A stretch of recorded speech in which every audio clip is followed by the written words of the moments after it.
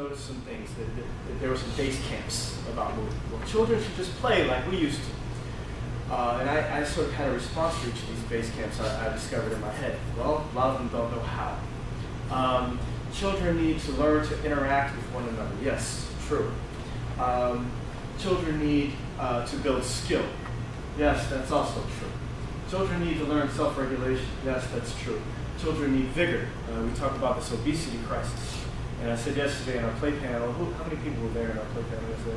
I said yesterday, if we have an obesity crisis, then just have kids in a room and have them jump up and down for a half an hour and they'll be smaller.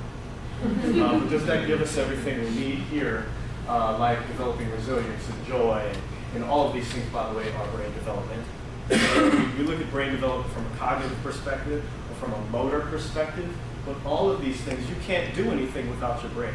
So anything that is in a child exists by virtue of the interaction between the central nervous system and the body and its environment. So to say, well, this is a brain-based activity, all activities are brain-based, it's a ridiculous term. And if anyone in here is ridiculous or has been ridiculous, I apologize.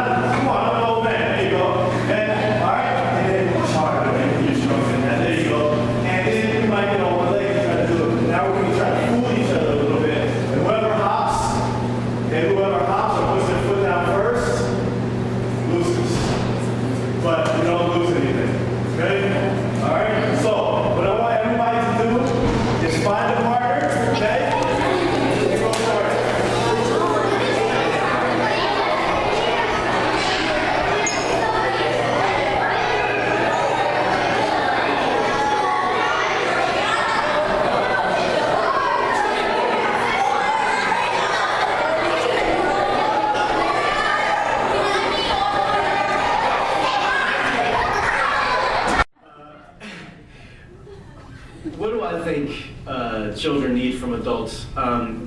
The first thing they need from us is for us to get over ourselves. Because being an adult is this thing, right? I'm an adult. How dare you?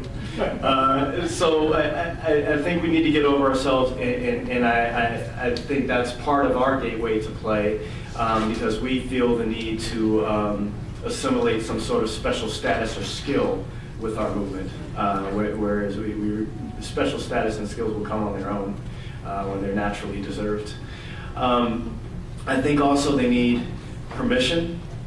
A lot of kids, my wife is a classroom teacher, and she asked the kids, were they happy for the weekend one weekend? They said, no, we hate the weekend. She said, why? I said, our parents won't let us go out and play. They just want to keep us inside.